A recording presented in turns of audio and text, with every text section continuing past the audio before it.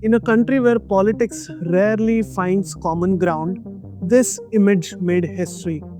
Kerala's Communist Chief Minister and India's Prime Minister Narendra Modi shared a stage in Kerala. Not for an election, not for a statue, but for a port, Vizhinjam. In a left ruled state, a port built by India's most powerful private group, supported by the BJP led center, this is not just infrastructure, this is a shift in India's political, economic, and strategic mindset. But why did it take so long and so many decades? And why does this sport matter so much that even ideological enemies had to join hands? And this is where it gets interesting.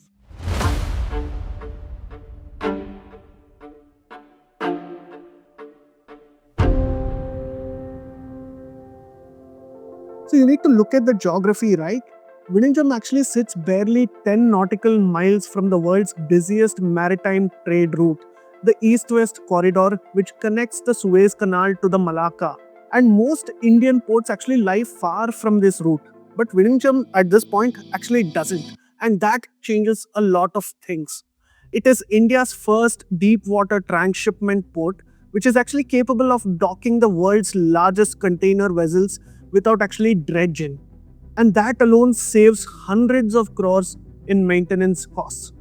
Until now, almost 75% of India's transshipment cargo went to foreign ports, whether it is Colombo, Singapore, Dubai, etc. And they were making a lot of the money. Indian traders had to pay an extra 8,000 rupees per container. That is over 1,800 crores lost annually. And Vizhinjam isn't just a port, it is economic decolonization if you were to actually think about it. Vizhinjam's story is not new. In the 1940s, the Travancore kingdom actually commissioned a British engineer to study its coastline, and this was his verdict. This was the best natural location for a deep sea port. And the history goes back almost 70 years. But from that moment on, Vizhinjam became a case study in delay on how it should not be done. There were protests, petitions, political paralysis. Environmental blocks were there were bidding failures, and for over 30 years, the port remained a pipe dream buried under red tape. Ironically, it took the unlikely alliance of a billionaire capitalist, a communist state, and a nationalist prime minister to actually bring this to life. Politics delayed it and decayed it. Politics eventually delivered it, and this is where everything changes. In 2015, when global bids were invited, only one company stayed till the end. That was the Adani Group. Despite intense ideological opposition and protests from Kerala's left-leaning public, the communist government actually signed the deal. Why? Because pragmatism beats politics.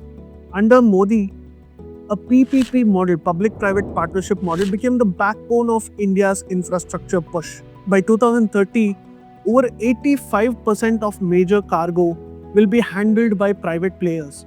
Already you can see the infrastructure growth around the country, and Kerala was being left behind. And Kerala was a bastion of socialist politics, and it found itself as the front of this shift. Doing business with a corporate giant, it often criticizes. And this was not a compromise if you were to think about it.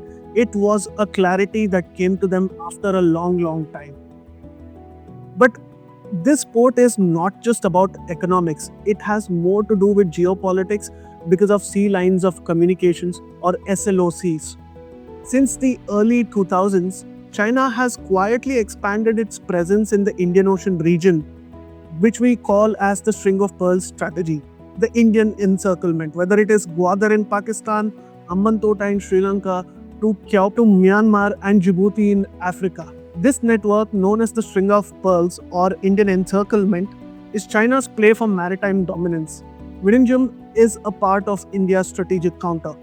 By creating Indian-controlled ports from Chabahar in Iran to Haifa in Israel, India is actually placing its own pearls across the world, not with warships, but with logistics, trade, and leverage.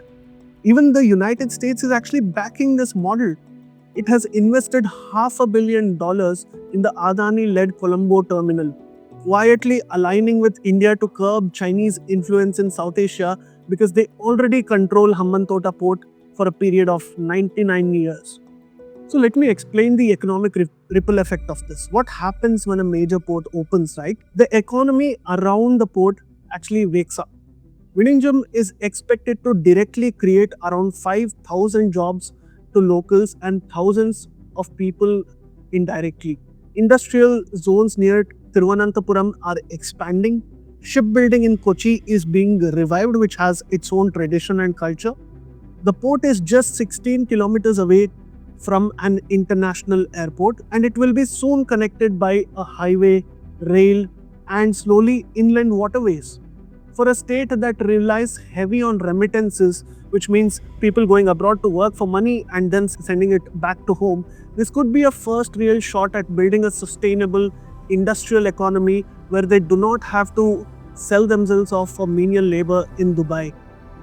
India's connection to the sea is not new, it is very ancient. At Lothal in Gujarat, the Harappans actually built the world's first known dry dock 4,000 years ago. The Rigved mentions Varun, lord of the ocean and protector of the seafarers. The Cholas were actually India's original maritime superpower. Rajendra Chola's navy conquered Southeast Asian ports, imposed taxes in the Strait of Malacca, spread Indian culture through trade and commerce. And Vizhinjam, interestingly, it was known as Rajendra Chola Pattinam. But colonizers rewrote our maritime map altogether over the years. They favored ports like Madras, Bombay, and the then Calcutta. The Indian Ocean, once our own playground, became a pipeline for British profit, and this is how the colonizers made an entry into India. Vizhinjam is not just a comeback, it is a correction of historical errors. Today, India is reimagining its role in the seas. Sagarmala, Gati Shakti, the Sagar Doctrine, BIMSTEC maritime initiatives, Chabahar, Haifa, Colombo, Vizhinjam, all of it points to one thing.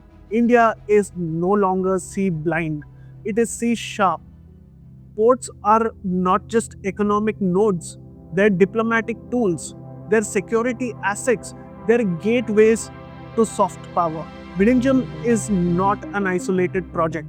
It is a statement that India will lead in the Indian Ocean not just because of our geography, but because of strategy and a well thought out plan of how we need to dominate our oceans.